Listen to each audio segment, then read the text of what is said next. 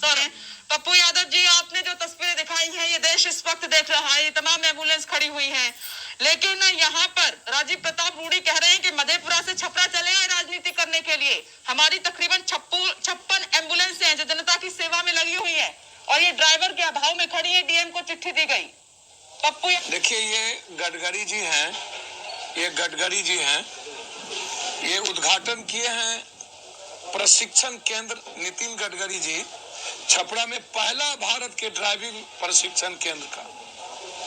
ये जो मंत्री थे हमारे भाई राजीव जी, हम भी एमएलए बने, और वो बाद में विफिपा उपा के पार्टी, फिर वो अनुकंपा पर, और उनको फिर हटा दिया मंत्री से। कई संगीन आरोप उन पे लगा दिए गए, भ्रष्टाचार के कई चीजों को, उस पे नहीं जाऊंगा। ये ड्राइवर प्रशिक्षण केंद्र इन्हीं के पैसे से, भारत सरकार के पैसे से खुला, और वो बंद है, इन्हीं को ड्राइवर नहीं है। एक तो पहले आप ये समझ लीजिए।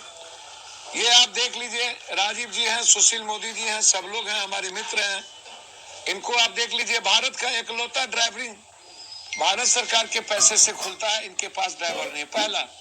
दूसरा, आप इसको समझिए कि ये गाड़ी कब से खड़ी है, और ये गाड़ी किसके पैसे से खरीदी गई। ये हम लोग आश्चर्य होगा जब हम पर्सनल पैसे से गाड़ी देते हैं।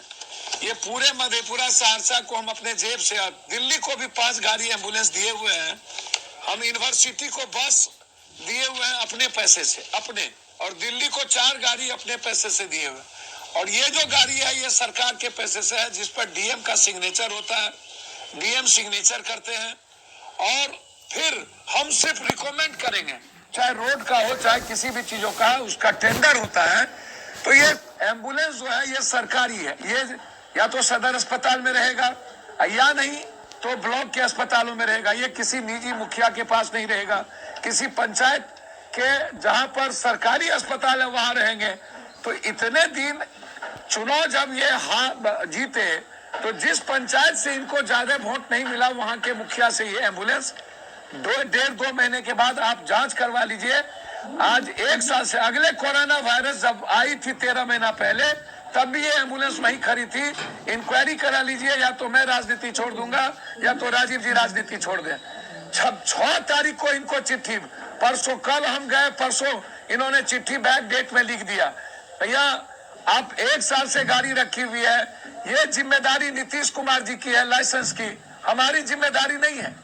ये बीजेपी की सरकार है, नीतीश बाबू की सरकार है, और सरकारी एम्बुलेंस है, सरकार का पैसा है, जनता का पैसा है। तो ड्राइवर सरकार रखेंगे ना, उनके पास यदि ड्राइवर नहीं है, तो एक तो इच्छा शक्ति नहीं है, तो एमपी क्यों बने हुए हैं, क्यों गाली देते हैं दूसरों को। राजनीति तो बनारस आकर के मोदी जी कर लिए गुजरात से, किसने रोक दिया। हिंदुस्तान में कहीं भी राजनीति, मुफ्ती मोहम्मद सईद साहब आए, गुजराल साहब आए, बड़े बड़े लोग, चंद्रशेखर जी आए, यहाँ पर राजनीति किए। इन्हीं के छपरा में चंद्रशेखर जी, महाराजगंज में आप शताब्दी दायरा से राजनीति की शुरुआत की। बहुत सारे लोग दुनिया में कहीं से कहीं, मधुली में आए, सभी लोग आए। अब ये हमारे ही घर में, हमारे ही बिहार में, इनके छपरा में जितनी मर्डर हुई है, जितने आग लगे हैं, पप्पू यादव ने लाखों रुपया उनकी मदद किया। ये यदि किसी की मदद किए हो, और आज तक ट्वीट के छोड़ करके, इनको ये जब ट्वीट का खेल खेलते हैं, तो एम्बुलेंस के लिए भी ये ट्वीट कर दिए होते कि भाई कोई दे दो ड्राइवर, तब क्यों नहीं ट्वीट किए। और ये सरकारी एम्बुलेंस को अपने घर में कैसे रख सकते हैं। और फिर सरकार इतनी निकम्मी क्यों है, जब 12,000 24,000 एक एम्बुलेंस का ड्राइवर, जो कंप्लीट बिहार में एक माफिया तंत्र है एम्बुलेंस का। पटना आइए, पूर्णिया से 30,000, सिलीगुड़ी जाइए 24,000, दरभंगा से आइए 16,000।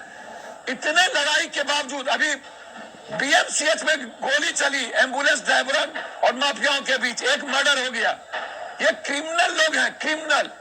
और ये जदयू और भाजपा के सरकार का ये जो एम्बुलेंस माफिया, ये बोर्ड लगा लिया। ये जो जयप्रभा हॉस्पिटल है, वहाँ मोदी जी का फोटो, वहाँ रूडी जी का फोटो। भाई आप अपना फोटो कैसे लगाएंगे सरकारी अस्पताल में? ठीक है, आप बड़ा बड़ा फोटो लगा दिए, और 1.25 साल 1.5 सालों से ये गाड़ी रखी हुई। ठीक है पप्पू यादव।